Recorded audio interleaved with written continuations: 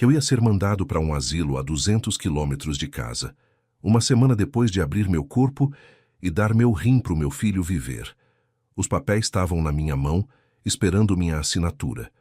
Foi aí que a médica entrou correndo na sala, desesperada, gritando que meu filho ia morrer sem mim. O papel que ele me fez assinar virou o bilhete de óbito dele. Meu nome é Eufrásio Benedito da Silva. Tenho 70 anos, nasci e criei raiz aqui em Tupã, no interior de São Paulo. Passei a vida inteira trabalhando como pedreiro, levantando casa dos outros tijolo por tijolo. Sol quente ou chuva fina, não tinha tempo ruim que parasse esse velho, não. Trabalhei 46 anos na mesma profissão, mãos calejadas, costas doloridas, mas coração sempre cheio de orgulho.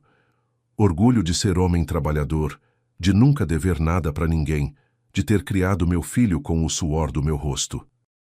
Aposentei faz 8 anos, recebo um salário mínimo e meio que mal dá pro básico, mas nunca reclamei. Morava sozinho num casebre humilde nos fundos da cidade, perto da linha do trem, onde o barulho da composição passando de madrugada virou meu despertador natural. A casa era simples, rebocada por mim mesmo, telhado que eu consertava todo ano antes das chuvas de verão, portãozinho de madeira pintado de azul desbotado. Não era palácio, mas era meu. Era lar. Antes de eu continuar minha história, preciso agradecer a você que está aí me ouvindo. Se você está gostando dessa história, clica no like e se inscreve no canal Voz do Vovô. Deixa nos comentários de onde você está assistindo e que horas são aí na sua cidade quando você está vendo isso. Todo dia tem história nova aqui no canal. Histórias de gente como eu, que viveu, que sofreu, que aprendeu. Seu apoio significa muito para esse velho aqui. Agora deixa eu continuar te contando o que aconteceu comigo. Minha vida nunca foi moleza, mas eu nunca pedi nada fácil, não. Sempre trabalhei duro, sempre fui homem de palavra, sempre coloquei minha família em primeiro lugar. Minha esposa, Maria das Graças, que Deus a tenha, morreu faz 5 anos de um derrame fulminante. Foi dormir e não acordou mais. Deixou um buraco no meu peito que nunca mais fechou direito. A gente tinha sido casado por 40 anos, criou nosso filho Vanderlei juntos, passou perrengue junto, comemorou vitória junto. Quando ela se foi, metade de mim foi junto. Fiquei vivendo só, cozinhando para mim, lavando minha roupa, conversando com as paredes. Meu filho vinha me ver de vez em nunca, sempre com pressa, sempre olhando para o relógio. Mas eu entendia. Ele tinha construído a vida dele, tinha virado gerente de banco, ganhava bem, morava numa casa bonita no centro de Tupã, tinha carro do ano. Eu ficava orgulhoso. Pensava, valeu a pena todo o sacrifício. Meu menino venceu na vida. Mas daí veio a notícia que mudou tudo. E o que veio depois dessa notícia quase me matou de desgosto. Nasci em 1956, num sítio pequeno perto de Tupã, filho de lavrador pobre e de benzedeira respeitada. Meu pai, Sebastião, plantava milho e feijão numa terra que mais parecia pedra de tanto que era dura e seca. Minha mãe, Dona Filomena, benzia a criança com quebranto, curava a espinhela caída, espantava mal-olhado com reza brava e galho de arruda. Cresci no meio de 6 irmãos, comendo o que a terra dava, vestindo roupa remendada, andando descalço até os 12 anos. Escola eu fui pouco. Só aprendi ler e escrever o básico, fazer conta de somar e diminuir. Com 13 anos já estava trabalhando na roça com meu pai, sol a sol, enxada na mão, terra embaixo da unha. Mas eu queria mais. Queria sair daquela vida de roça, queria construir algo diferente. Com 16 anos, vim para a cidade de Tupã trabalhar como ajudante de pedreiro. Comecei carregando massa, subindo escada com balde de cimento, quebrando tijolo com marreta. Ganhava uma mixaria, dormia em pensão barata, comia ovo frito com arroz todo dia. Mas eu aprendi rápido. Prestava atenção em como o mestre assentava o tijolo, como media o prumo, como fazia a massa do reboco ficar no ponto. Com 19 anos eu já era meio oficial. Com 23 já era pedreiro formado, trabalhando por conta própria, fazendo muro, levantando parede, construindo casa dos outros. Passei 46 anos batendo massa, assentando tijolo, levantando parede debaixo de sol quente que rachava a pele e chuva fina que gelava os ossos. Acordava às 5 da manhã, tomava um café preto forte, pegava minha bicicleta velha e ia para a obra. Voltava às 6 da tarde, corpo moído, mão machucada, mas sempre com o dinheiro no bolso.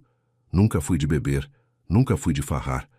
Todo centavo que eu ganhava ia para casa, para a família.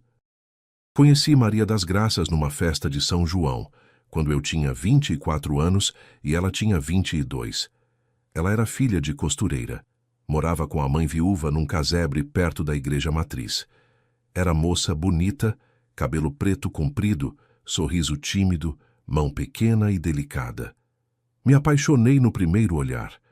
Comecei a fazer a corte, ia na casa dela todo domingo depois da missa, levava flor do campo, ficava conversando na varanda sob o olhar atento da sogra.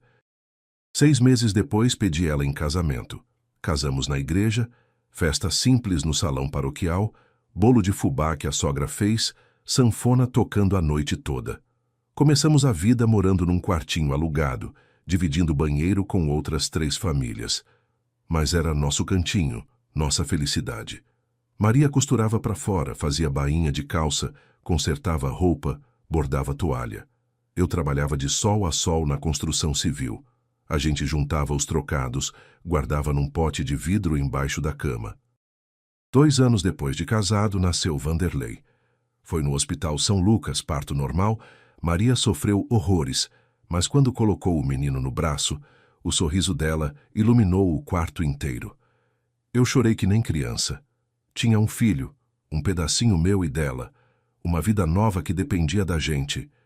Jurei ali na porta da maternidade, com o menino embrulhado em cobertorzinho azul, que ia dar a ele tudo que eu não tive. Educação, roupa boa, comida farta, futuro melhor. E cumpri minha promessa, viu? Cumpri até onde pude. Criei Vanderlei com todo o amor e sacrifício que um pai pode dar. Ele estudou em escola particular, paguei mensalidade apertando o cinto em casa. Eu e Maria comíamos ovo e arroz para ele poder comer carne. Eu andava de bicicleta velha para pagar o uniforme dele. Maria costurava até meia-noite para pagar o material escolar. O menino nunca faltou nada na escola. Lápis de cor completo, caderno novo, mochila boa. Teve computador quando a molecada da idade dele estava aprendendo informática. Teve cursinho de inglês no Senac. Teve tudo. Tudo que eu podia dar, eu dei. Tudo que eu não podia, eu me virava para dar também. Trabalhei sábado, trabalhei domingo, trabalhei feriado. Peguei obra em cidade vizinha, viajava de ônibus 2 horas para ir e mais 2 para voltar, só para ganhar um pouco mais e garantir o futuro do meu filho. E ele correspondeu, viu? Vanderlei sempre foi menino esperto, estudioso, responsável. Passou no vestibular federal, fez faculdade de administração em Marília, formou com honra ao mérito, conseguiu emprego em banco grande, foi subindo de cargo, virou gerente com 30 e poucos anos, comprou casa própria, carro importado, viajava para o exterior. Eu ficava besta de orgulho, pensava, deu certo, todo o sacrifício valeu. Meu filho é doutor de banco. Maria ficava emocionada, mostrava foto dele de terno e gravata para as amigas, dizia: "Esse é meu filho gerente de banco, ganha mais de 10 mil por mês." A gente se sentia realizado. Tinha cumprido a missão de pai e mãe, criar um filho bem-sucedido. Vanderlei casou aos 32 anos com a Shirlene, uma advogada que ele conheceu no banco. Ela era cliente importante, investia dinheiro alto, ia sempre de salto fino e roupa cara. Moça bonita, bem arrumada, mas tinha um jeito gelado no olhar que me incomodava. Maria também percebeu. Uma vez me disse: "Eufrásio, essa menina não tem coração quente não. É tudo cálculo na cabeça dela." Mas Vanderlei estava apaixonado, ou encantado, sei lá. Casaram numa festa grande num buffet chique, a gente sentado lá no cantão, meio deslocado no meio de tanta gente rica. Eu fui de terno que peguei emprestado do cunhado, Maria comprou vestido na promoção. A gente não conhecia quase ninguém ali, mas era o casamento do nosso filho. Então a gente engoliu o desconforto e sorriu para as fotos. Depois que Maria morreu, 5 anos atrás, senti que meu filho começou a se afastar. As visitas, que já eram raras, ficaram ainda mais espaçadas. Ele ligava de vez em quando, perguntava se eu estava bem, se precisava de alguma coisa, mas era ligação rápida, protocolar, sem calor. Shirlene nunca ligou, nunca apareceu, nunca mandou nenhum recado. Não teve nem a decência de vir no velório da sogra. Mandou flores com um cartãozinho frio. Sentimentos, Vanderlei e Shirlene. Senti aquilo como tapa na cara. Maria tinha tratado a nora sempre com respeito. Fazia comida quando eles vinham almoçar, mandava bolo, perguntava se precisava de alguma coisa. E na morte dela, a nora não teve nem coragem de aparecer para dar um abraço no sogro viúvo. Fiquei morando sozinho, no meu casebre nos fundos da cidade. Acordava cedo, tomava café preto, sentava na cadeira de balanço da varanda, ficava vendo o movimento dos vizinhos, fazia minha comida, lavava minha roupa, varria a casa. De tarde ia no mercadinho da esquina. Comprava o básico: arroz, feijão, ovo, pão. Conversava com seu Benedito, dono do mercado, trocava ideias sobre futebol, sobre política, sobre a vida. Voltava para casa, assistia jornal na televisão velha, jantava cedo, dormia cedo. Vida simples, vida solitária. Mas era minha vida. Não incomodava ninguém, não pedia nada para ninguém. Minha aposentadoria dava para o básico. Às vezes apertava no fim do mês, mas eu me virava. Comia menos, apertava o cinto, esperava o dinheiro cair. Mas daí, há 1 ano, meu filho me ligou com a voz tremendo. Era meio da tarde, eu estava na varanda tomando um café requentado. Atendi o celular velho que ele mesmo tinha me dado de presente anos atrás. Ele disse: "Pai, preciso conversar com o senhor. É sério, posso ir aí hoje?" Meu coração apertou. Filho não liga no meio da tarde de dia de semana para dar boa notícia. Respondi que sim, que podia vir. Ele chegou 1 hora depois, sozinho, sem a Shirlene. Entrou em casa, sentou na cadeira da cozinha, ficou me olhando com cara de assustado. E aí, ele soltou a bomba. "Pai, meus rins estão falhando, tenho insuficiência renal crônica, preciso de transplante." O mundo desabou. Meu menino, meu único filho, estava doente. Doente grave. Precisava de rim novo. Perguntei tudo. Como descobriu desde quando estava doente, o que os médicos disseram. Ele explicou que já vinha sentindo cansaço, inchaço, pressão alta, mas ignorou os sintomas até que desmaiou no banco e foi levado às pressas para o hospital. Fizeram exames e descobriram que os rins dele estavam funcionando só 20%. Precisava começar diálise urgente e entrar na fila de transplante. Só que a fila era enorme, anos de espera. Ele disse com lágrima nos olhos: "Pai, eu não sei se vou aguentar esperar tanto tempo." Naquela noite, não dormi. Fiquei deitado no escuro, olhando para o teto, pensando no meu filho morrendo aos poucos, corpo inchando, veneno acumulando no sangue. Meu menino que eu criei, que eu sacrifiquei tudo por ele, não podia deixar ele morrer, não podia. No outro dia, fui no hospital com ele, conversei com a médica nefrologista, doutora Fabiola. Ela explicou tudo com paciência. A doença, o tratamento, a fila do transplante. E aí eu perguntei: "Doutora, eu posso doar meu rim para ele?" Ela me olhou surpresa. Disse que precisaria fazer exames de compatibilidade. Fiz. E deu compatível. Sangue combinava, tecido combinava, tudo combinava. Eu podia salvar meu filho, e ia salvar. Não tive dúvida nenhuma. Quando a doutora Fabiola ligou confirmando a compatibilidade, era uma sexta-feira de tarde, sol quente de outubro. Eu estava na varanda regando as plantinhas que Maria tinha deixado, umas suculentas em latinha velha de goiabada. O telefone tocou, atendi, ela disse: "Seu Eufrásio, os exames deram positivo. O senhor pode ser doador para o seu filho." Meu coração disparou. Não de medo, mas de alívio. Tinha como salvar meu menino. Perguntei quando podia fazer a cirurgia. Ela disse que precisava de mais alguns exames, preparação, mas que em 1 mês estaria tudo pronto. Desliguei o telefone, sentei na cadeira de balanço, Olhei para o céu azul sem nuvem e agradeci.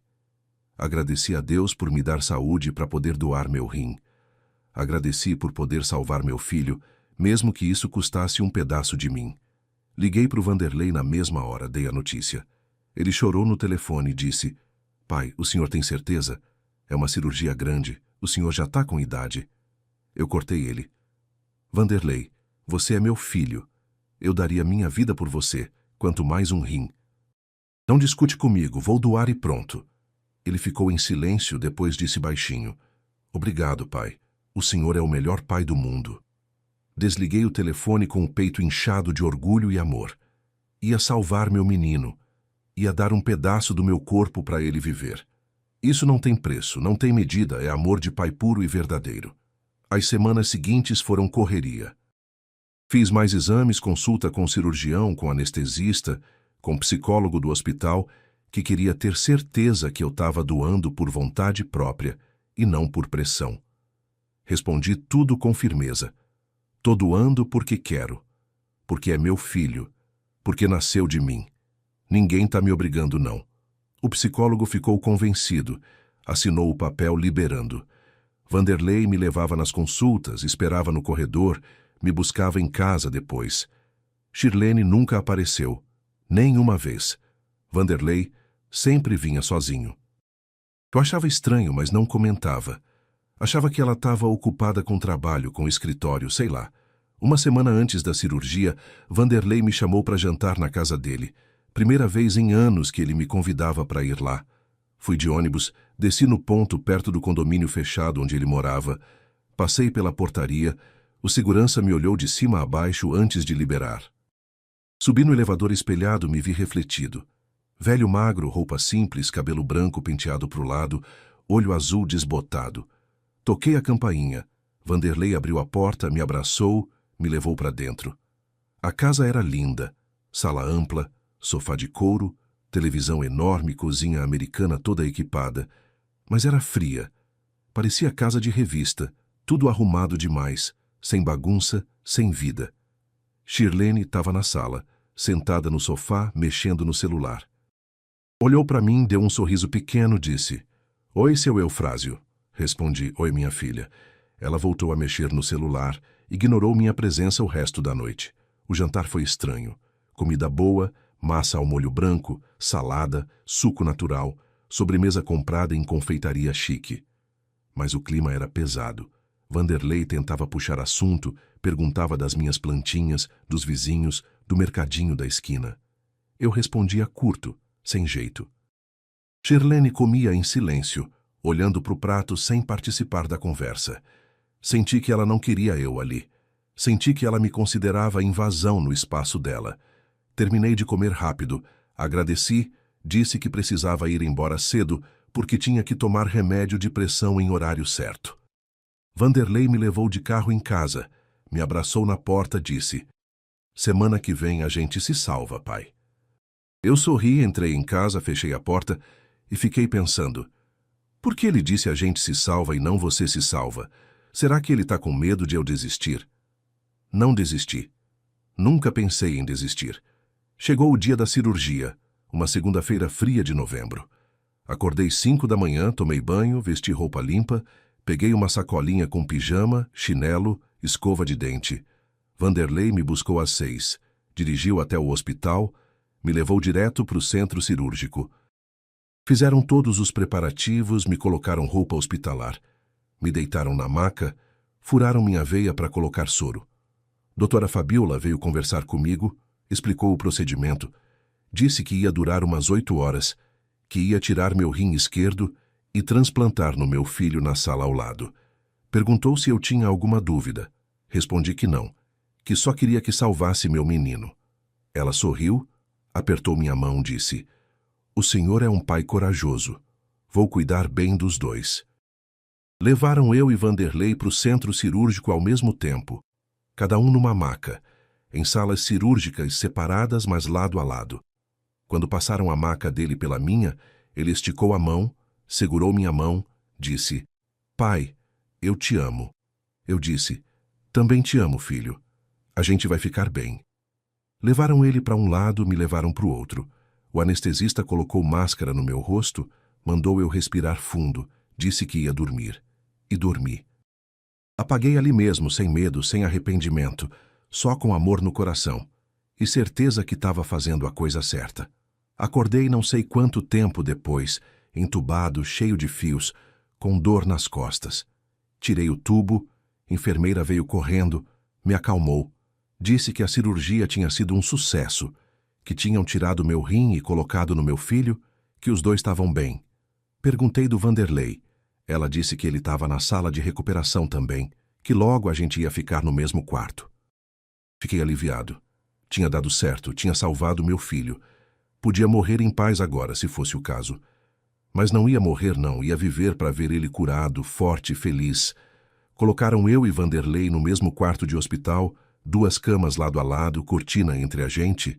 Eu de um lado com corte nas costas, ele do outro com corte na barriga. Os dois com dreno, com sonda, com soro pingando, mas vivos. Ele olhava para mim do outro lado da cortina, sorria fraco, dizia: "Obrigado, pai." Eu dizia: "De nada, filho. Isso é obrigação de pai." Passamos uma semana naquele quarto sendo cuidados por enfermeiras carinhosas, visitados por médicos, recebendo visita de gente do banco onde ele trabalhava, de uns conhecidos dele. Shirlene aparecia todo dia, mas ficava só do lado dele. Não atravessava a cortina, não vinha me ver, não perguntava como eu estava. Fingia que eu era invisível. E eu comecei a perceber. Comecei a perceber que a nora não gostava de mim. Comecei a perceber que ela me via como estorvo. Mas achei que era impressão minha, que era a dor, o remédio, a situação. Até que numa tarde, 3º dia de internação, eu estava meio dormindo, meio acordado, quando ouvi a voz dela sussurrando do outro lado da cortina. Ela estava falando com Vanderlei, achando que eu estava dormindo pesado. Ela disse: "Amor, e seu pai? Depois que a gente sair daqui, ele vai morar com a gente?" Meu coração gelou. Fiquei imóvel, olho fechado, ouvido atento. Vanderlei demorou para responder, depois disse baixo: "Não sei, amor, ele tá velho, operado agora. Acho que não dá para morar sozinho, não." Shirlene cortou ele: "Mas eu não quero ele lá em casa, Vanderlei. Não tenho paciência para cuidar de velho, não. A casa é pequena, não tem espaço. E ele vai dar trabalho, você sabe. Remédio, médico, comida especial. Não dá." Vanderlei ficou em silêncio. Eu esperando ele me defender, esperando ele dizer que eu era o pai dele, que eu tinha dado meu rim, que merecia respeito. Mas ele não disse nada disso. Ele disse: "Calma, Shirlene. Tenho um plano. Já pesquisei uns asilos bons aqui na região.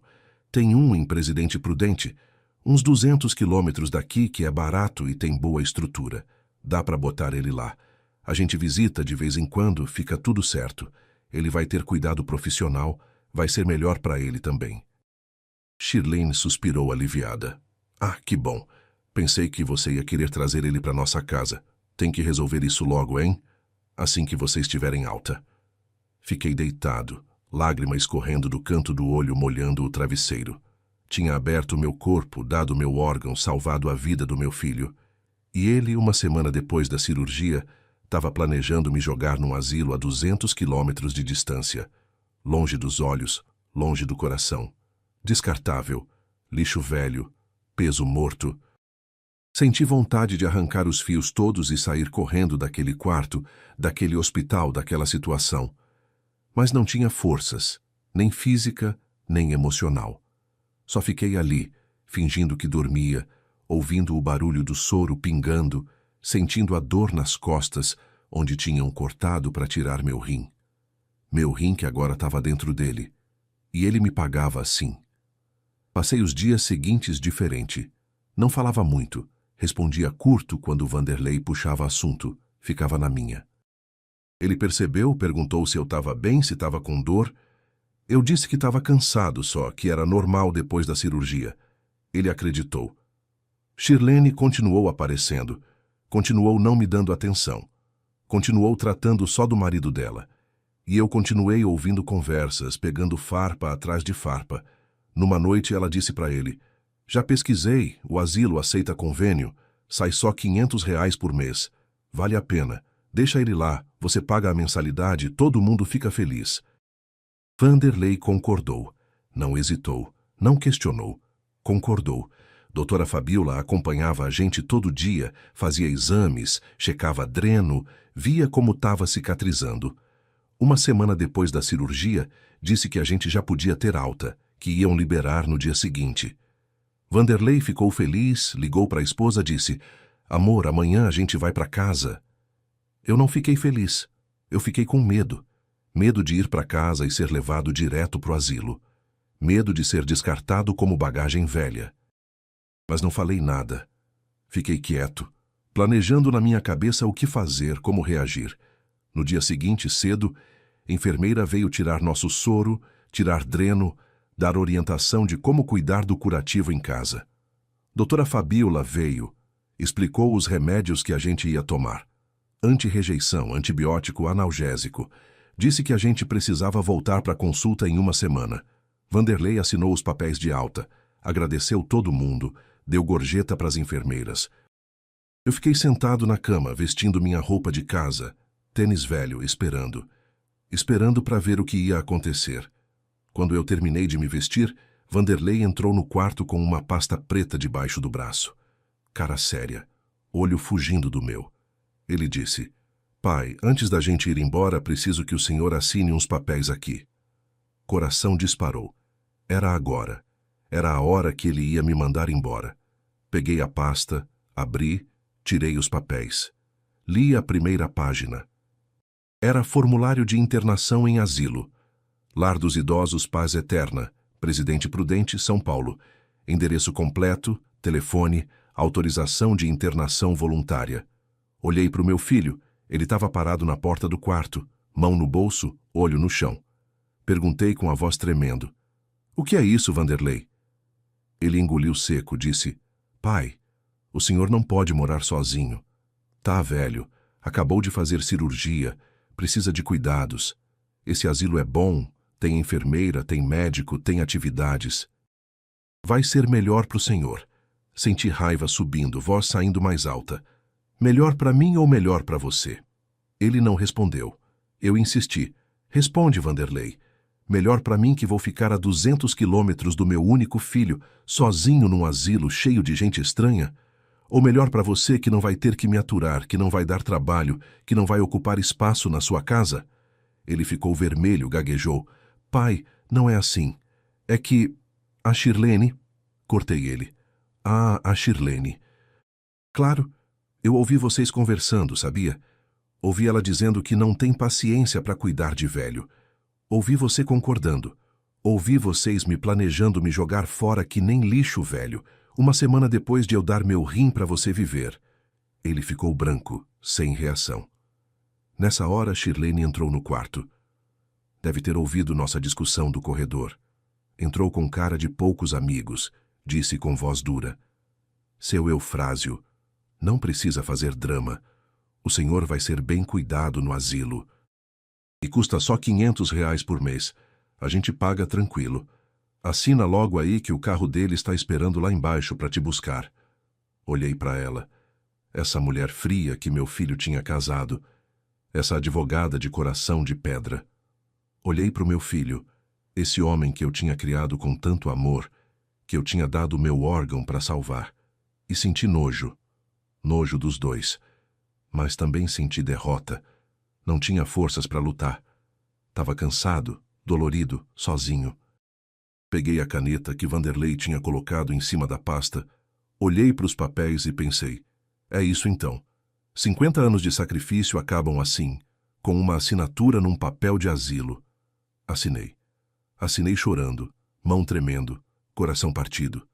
Vanderlei pegou a pasta de volta, não olhou nos meus olhos, disse só: "Vamos, pai, o carro está esperando." Foi nessa hora que a porta do quarto se abriu com estrondo. Doutora Fabíola entrou correndo, ofegante, cara de desespero. Ela gritou: "Espera, seu Vanderlei, ainda bem que não foram embora." Parou na frente da gente, respirando rápido, segurando um papel na mão, e disse com a voz tremendo: "Acabou de sair o resultado do exame de acompanhamento pós-cirurgia do senhor. Seu corpo está rejeitando o rim." Silêncio total. Dá para ouvir mosca voando. Vanderlei olhou para a médica sem entender, perguntou. Rejeitando? Como assim rejeitando? Eu tô bem, não sinto nada. Doutora. Fábiola balançou a cabeça. Mostrou o papel, disse: rejeição aguda, começou ontem. Os exames mostram que seu organismo está atacando o órgão. Seu nível de creatinina disparou. Sua função renal já caiu 20% desde a cirurgia. Se a gente não agir rápido, seu corpo vai rejeitar o rim completamente e você vai precisar voltar para a diálise. Ou coisa pior. Vanderlei ficou branco que nem papel. Segurou na beirada da cama, cambaleou, sentou. Shirlene largou a bolsa no chão, correu para o lado dele, segurou o braço dele e perguntou: mas, doutora, tem tratamento? Tem como reverter isso? Doutora Fabiola respirou fundo, olhou para os 3 agentes e disse: tem. Mas é protocolo rigoroso. Ele vai precisar de medicação mais forte. Vai precisar de sessões semanais aqui no hospital durante os próximos 6 meses. E o mais importante... Ela parou, olhou direto para o Vanderlei. Ele vai precisar de transfusão de sangue do doador original, seu pai. Toda semana. Pronto, caiu a ficha. Vanderlei olhou para mim, olhou para a médica, olhou para os papéis do asilo que ele tinha na mão. Doutora Fabiola continuou. Sem as transfusões regulares do sangue do doador, a chance de rejeição total é quase 100%. O senhor precisa do seu pai por perto, disponível, pelo menos 3 vezes por semana nos primeiros 3 meses. Depois pode diminuir para 1 vez por semana, mas ele tem que estar acessível. Não pode estar longe.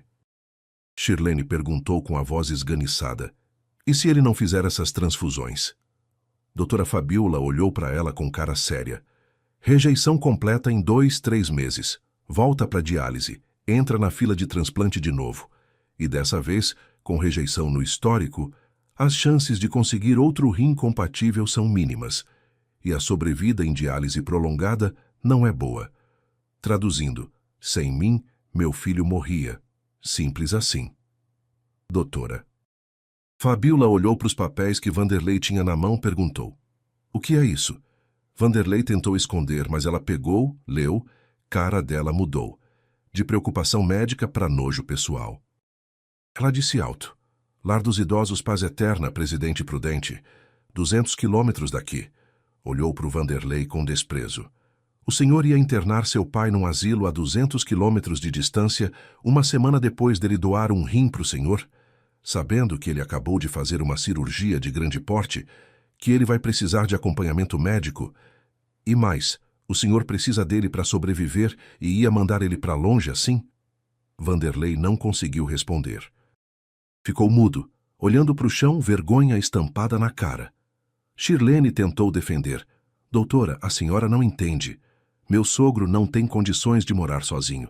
E a gente não tem espaço em casa para ele. Asilo é o melhor lugar.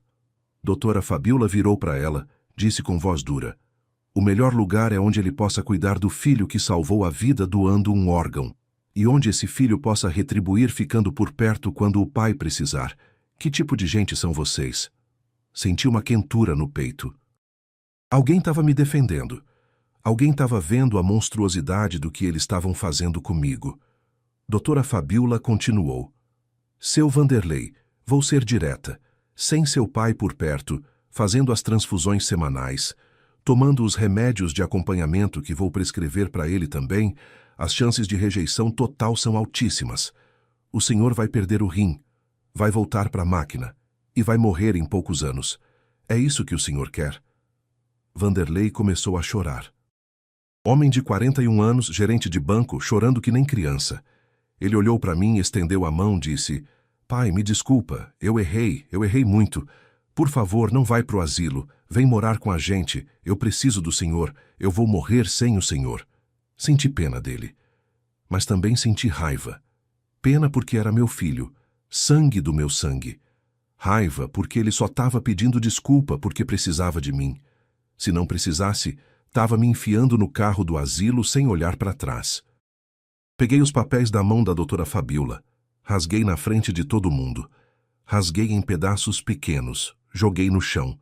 Disse: parece que você precisa de mim mais do que eu preciso de você, né, Vanderlei? Que reviravolta, hein? Que ironia danada. Eu dou meu rim achando que tô te salvando e você me joga fora. Mas Deus não dorme. O rim que você recebeu tá te obrigando a me manter perto. Você não tem escolha. Ou fica comigo, ou morre. Shirlene explodiu. Seu Eufrásio, isso é chantagem. O senhor não pode fazer isso. Eu virei para ela, disse com calma. Chantagem? Eu? Quem estava me mandando pro asilo uma semana depois de eu doar meu órgão? Quem não quer me ter em casa porque dou trabalho? Quem estava planejando me colocar a 200 quilômetros de distância? Você quer falar de chantagem, minha filha? Ela ficou muda. Eu continuei. Eu vou ajudar meu filho porque sou o pai dele. Vou fazer as transfusões, vou tomar os remédios, vou fazer o que a médica mandar. Mas eu não vou morar com você. Você é cobra. Você que convenceu meu filho a me jogar fora. Você que plantou essa ideia na cabeça dele. Vanderlei tentou me interromper. Pai, não foi assim. Eu cortei ele. Foi sim. Eu ouvi vocês conversando, lembra? Ouvi ela dizendo que não tem paciência para cuidar de velho. Ouvi você concordando. Você deixou sua mulher ditar como você ia tratar seu pai. Você escolheu agradar ela em vez de me respeitar. Ele ficou quieto porque sabia que era verdade. Dr. Fabiola assistia à cena calada, braços cruzados, cara de quem estava vendo tudo. Eu olhei para o meu filho e disse, você escolhe, Vanderlei, eu ou ela. Se quiser minha ajuda, se quiser minhas transfusões, se quiser viver, você manda ela embora. Se escolher ela, boa sorte com a rejeição, porque eu não vou ficar na mesma casa que essa mulher. Ela me despreza, me trata como lixo, não tem um pingo de gratidão. Então você decide agora, sua esposa ou sua vida. Shirlene ficou vermelha, gritou. Você não pode fazer isso, você não pode me tirar da minha própria casa. Eu sou esposa dele, tenho direitos. Eu olhei para ela, disse com voz firme, e eu tenho meu rim dentro dele, meu sangue correndo nas veias dele. Quem tem mais poder aqui? A esposa que quer se livrar do sogro ou o pai que tem o sangue que vai manter o filho vivo? Vanderlei olhou para Shirlene, olhou para mim. Dava para ver a luta interna na cara dele. Ele amava a mulher, mas ele queria viver. Ele demorou uns minutos eternos em silêncio, todo mundo esperando, até que ele disse baixinho, Shirlene, vai embora. Ela olhou para ele sem acreditar. O quê? Ele repetiu mais alto. Vai embora. Pega suas coisas e sai de casa. Acabou. Shirlene explodiu. Você tá me trocando pelo seu pai? Você tá me mandando embora depois de 9 anos de casamento? Vanderlei disse com voz cansada. Você queria me matar. Queria mandar meu pai para longe, sabendo que eu precisaria dele. Você botou sua conveniência na frente da minha saúde, na frente da gratidão que eu deveria ter por ele. Vai embora, Shirlene. Não quero mais você perto de mim. Ela saiu do quarto chorando, gritando que ia processar, que ia pegar metade de tudo, que ia destruir ele. Doutora Fabiola suspirou, disse, vou deixar vocês dois conversarem, mas seu Vanderlei, leve isso a sério. Seu pai precisa estar acessível para tratamento. Vocês dois vão ser uma equipe pelos próximos meses. Tratem-se bem. Saiu do quarto, fechou a porta. Eu e Vanderlei ficamos sozinhos. Ele me olhou, lágrimas escorrendo, disse, pai, me perdoa. Eu sou um idiota, um ingrato, um filho horrível. O Senhor abriu seu corpo para me salvar e eu ia te jogar num asilo. Eu não mereço seu perdão, não mereço sua ajuda. Mas eu tô te implorando. Por favor, não me deixa morrer. Eu preciso do Senhor. Preciso mais do que nunca. Olhei para ele, esse homem que eu tinha criado, que eu tinha amado, que eu tinha sacrificado tudo. Ele tinha errado feio. Mas era meu filho. E pai não abandona filho, mesmo quando filho abandona pai. Respirei fundo, disse, eu vou te ajudar, Vanderlei. Vou fazer as transfusões, vou cuidar de você. Vou fazer você viver. Mas as coisas vão mudar. Você vai me tratar com respeito. Você vai me valorizar. Você vai lembrar todo dia que eu te salvei 2 vezes. Quando te criei e quando te dei meu rim. Entendeu? Ele acenou que sim, cabeça baixa. Eu continuei. E você vai se divorciar dessa mulher. Ela é veneno. Ela botou essas ideias na sua cabeça. Enquanto ela estiver na sua vida, você vai continuar sendo a pessoa que ia me jogar no asilo. Tira ela da sua vida e reconstrói o homem que eu criei. Consegue fazer isso? Ele disse que sim, que ia fazer, que ia processar divórcio, que ia mudar. Não sei se eu acreditei totalmente, mas quis acreditar. Quis dar a ele a chance de ser melhor. Fomos embora do hospital naquele dia, eu e ele no mesmo carro, em silêncio, cada um processando o que tinha acontecido. A médica tinha salvado minha dignidade. A rejeição do rim tinha virado minha proteção. Ironia da vida. Karma divino. Justiça de Deus. Nos meses seguintes, a vida virou rotina de hospital. 3 vezes por semana, eu e Vanderlei íamos para o Hospital São Lucas fazer as transfusões e os acompanhamentos. Doutora Fabiola acompanhava tudo de perto, media os níveis de rejeição, ajustava a medicação, fazia exames. A cada sessão eles tiravam sangue de mim e aplicavam nele, junto com medicação anti-rejeição fortíssima. Era processo demorado. 3 horas por sessão, sentado numa cadeira desconfortável, agulha no braço, vendo meu sangue escorrer para uma bolsa que depois ia para o corpo do meu filho. Vanderlei sentava do meu lado, calado, às vezes pegava minha mão e dizia: "Obrigado, pai." Eu só acenava com a cabeça. Não era hora de conversa, era hora de tratamento, de salvação, de segunda chance. As primeiras semanas foram difíceis. Ele teve reações fortes à medicação, vomitava, tinha febre, ficava fraco. Eu cuidava dele em casa, fazia comida leve, chá de hortelã para enjoo, compressa fria na testa. Ele dormia muito, acordava assustado, perguntava se ia morrer. Eu dizia que não, que ia ficar bom, que a gente ia vencer isso juntos. Shirlene tentou voltar algumas vezes. Ligava, mandava mensagem, aparecia na porta de casa. Vanderlei não atendia. Trocou a fechadura, bloqueou o número dela, deixou claro que tinha acabado. Ela ficou furiosa, contratou advogado. Entrou com processo de divórcio pedindo metade dos bens. Vanderlei contra-atacou. Mostrou mensagens dela falando sobre me mandar pro asilo. Mostrou o timing. 1 semana depois da doação de órgão, ela já estava planejando me descartar. O juiz ficou enojado. A juíza que pegou o caso também. Classificaram como tentativa de abandono de incapaz, crime contra idoso, desrespeito à dignidade humana. Shirlene perdeu quase tudo. Saiu do casamento com uma mala de roupa e o carro velho dela.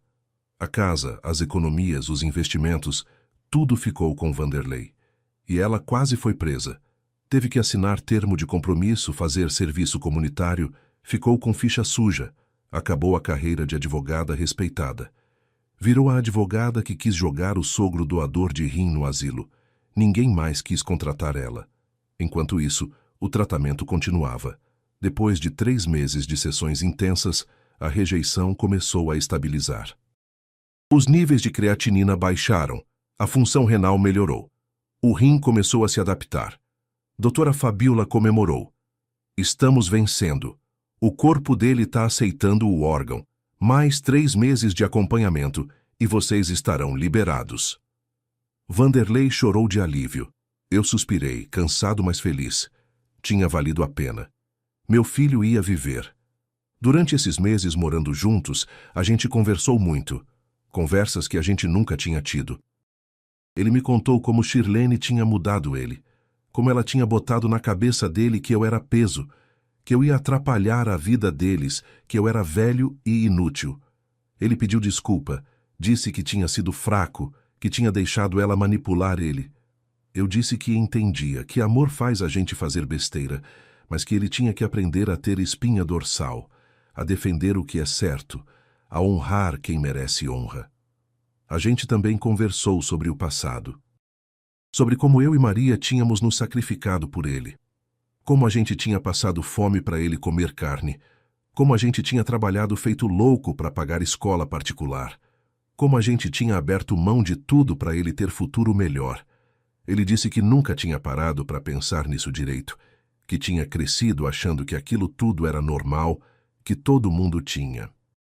Eu expliquei que não, que a gente tinha escolhido dar aquilo tudo para ele, que tinha sido sacrifício consciente, amor em forma de trabalho duro.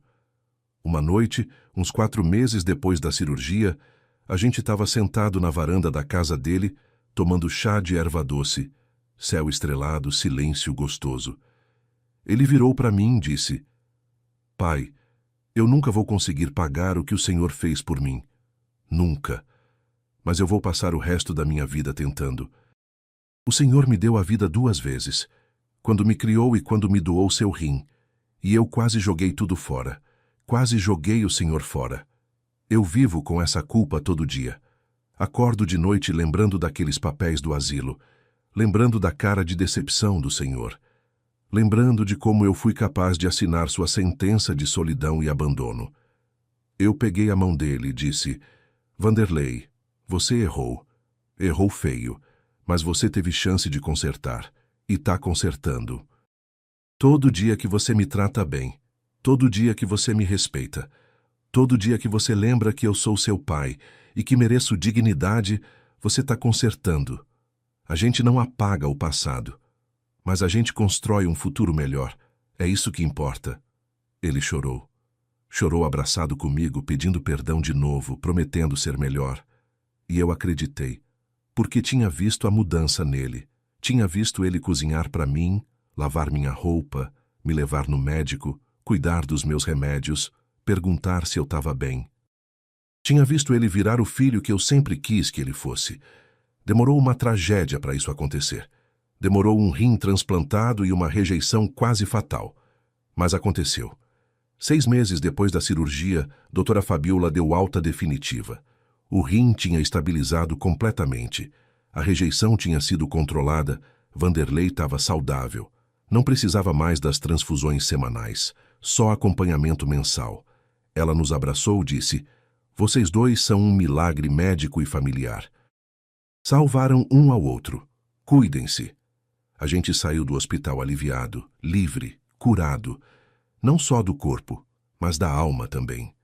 Vanderlei vendeu a casa grande do centro e comprou uma casa menor, mais aconchegante, num bairro tranquilo. 2 quartos, um para ele e um para mim. Sala ampla, cozinha boa, quintal com espaço para eu plantar minhas suculentas. A gente vivia junto, mas cada um com seu espaço. Ele trabalhava no banco de dia, voltava de tarde, a gente jantava junto, assistia televisão, conversava. Final de semana a gente ia na feira, fazia churrasco no quintal, recebia os vizinhos. Vida simples, vida boa, vida de pai e filho que se respeitam. Shirlene sumiu. Mudou de cidade, foi tentar reconstruir a vida longe da vergonha.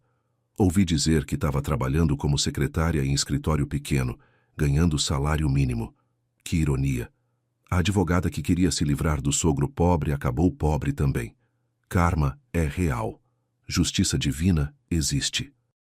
Hoje, sentado aqui na varanda da minha casa, tomando um café quentinho que meu filho fez para mim, olhando para o quintal onde minhas plantas crescem bonitas, eu penso em tudo o que aconteceu. Penso em como a vida dá voltas.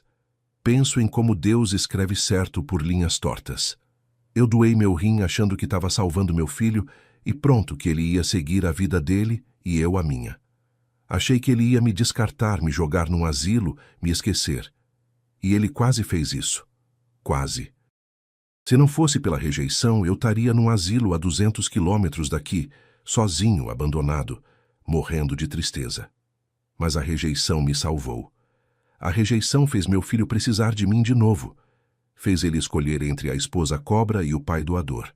Fez ele acordar, perceber o erro, consertar a rota, e no final das contas a gente se salvou mutuamente.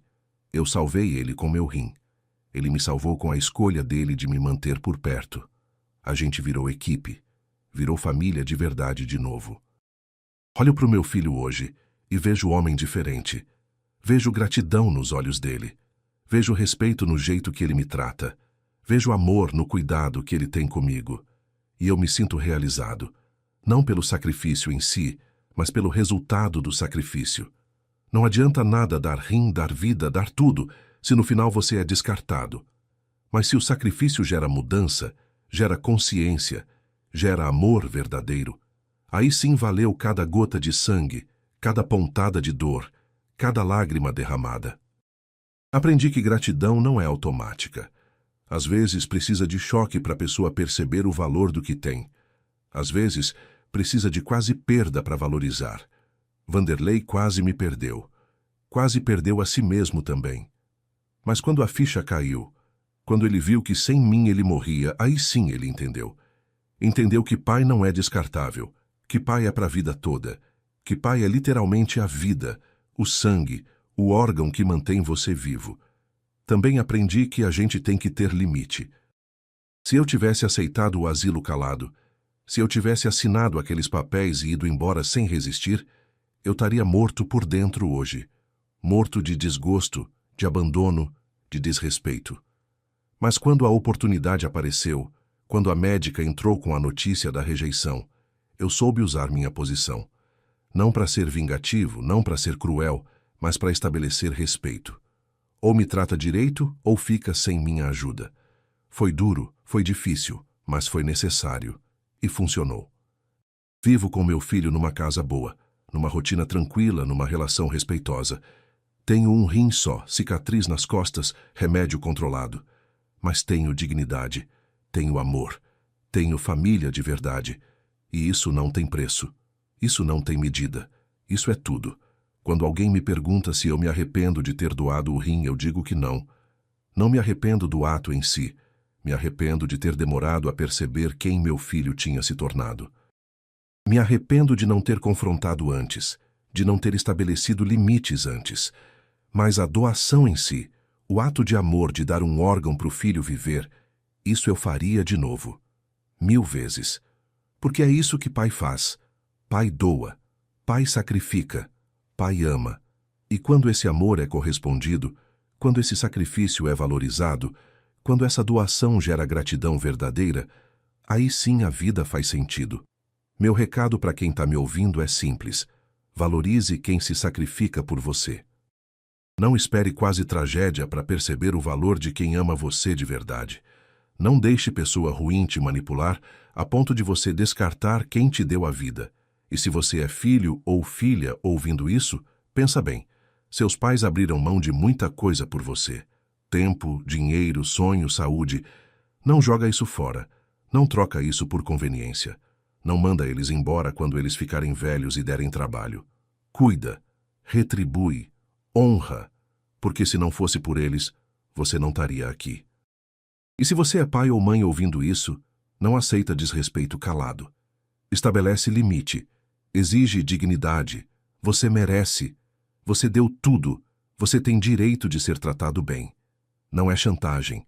É justiça. É equilíbrio. É respeito mútuo. A vida é curta demais para a gente viver sem amor verdadeiro. E amor verdadeiro não descarta, não abandona, não esquece. Amor verdadeiro cuida, respeita, honra. Foi isso que eu aprendi. Foi isso que eu ensinei para o meu filho. E é isso que eu estou passando para você agora. Obrigado por me ouvir até aqui, de coração. Se você gostou dessa história, se ela tocou você de alguma forma, deixa seu like e se inscreve no canal Voz do Vovô. E quem chegou até o final, faz um favor para esse velho aqui.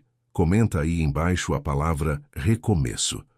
Quero saber quantos de vocês ficaram comigo até o fim, quantos entenderam a mensagem, quantos vão valorizar os pais de vocês depois de ouvir isso. E não esquece de conferir as outras histórias aqui do canal. Tem 2 aí na tela, que eu tenho certeza que você vai gostar. Um abraço forte desse velho que ainda tem muito para contar.